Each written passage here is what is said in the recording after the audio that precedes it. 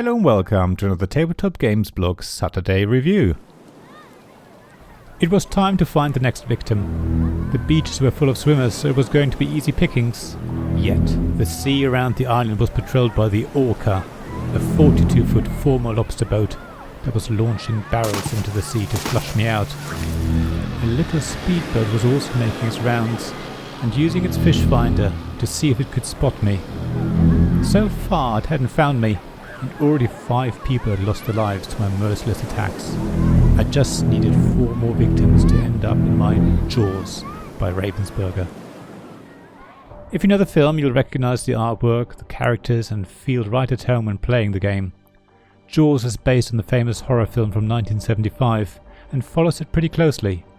In fact, the game is a really good adaptation and not just a thin veneer on top of boring mechanisms. It's the first one versus many games I've played, making it a wonderful mix of cooperative and competitive play. So if one person in your games group doesn't like cooperative games, they can take on the role of the shark who is pitted against the crew, whose roles can be played by the rest of you. It's perfect. Jaws is played over 2 acts, the first set on Amity Island, where the shark tries to eat as many swimmers as possible, and the crew is trying to save them while also trying to tag the shark with barrels. The second act is set on the Orca, Quint's boat, where the shark tries to destroy the boat and kill the crew, who do their best to retaliate and stay alive.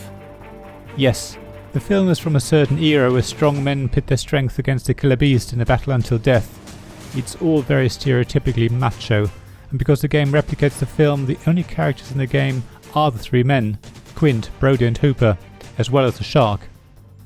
Yet you never see the men's faces, nor do you hear anything about who they are, so when playing the game it never felt as if you were playing as a man.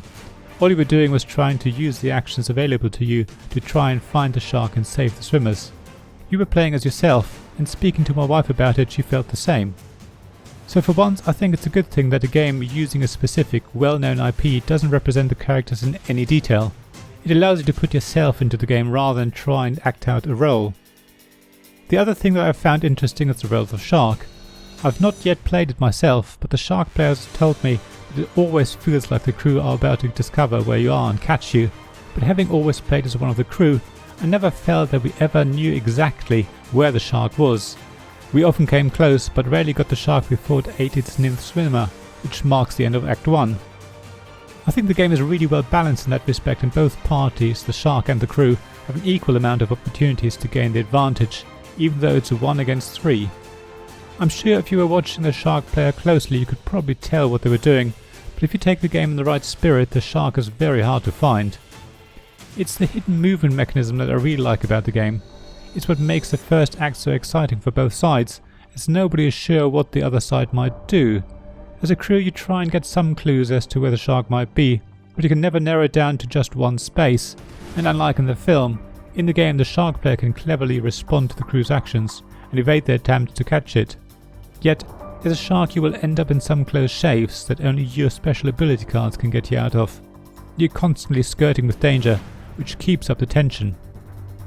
In Act 2 you're on the boat, and depending on how well the shark did in Act 1, you get a certain amount of gear to help you kill the shark, while the shark gets a number of cards to help you destroy the boat or kill the crew, or both.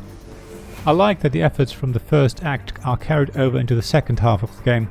It really pays off if you do well at the beginning of the game. The only thing that might be a problem in the second act is that it becomes a lot more about luck. Yet I never felt it was a problem. Deciding which one of the possible 3 locations the shark will attack is usually relatively straightforward, but of course the shark can bluff and double bluff. A location that might be really advantageous for the shark may exactly not be the one it attacks, for example, because it's just too obvious. But then, maybe because everyone thinks it's too obvious, that's where it will attack after all. So even though I wouldn't call Jaws a bluffing game as such, it certainly has a fair bit of bluffing in it, and not just in Act 2. Even in the first half of the game, the shark may intentionally stay near the crew because that's clearly the worst place it could be, so the crew will never assume that's where it is. Then there are the dice rolls in Act 2. Not many people are fans of dice rolls, but I really don't think they're problematic in Jaws. There's never a situation where the dice decide the outcome of the game, except of course the very last roll. However, until then dice rolls do add an element of luck, which increases the tension, but you never feel that you simply lost the game on the roll of a dice.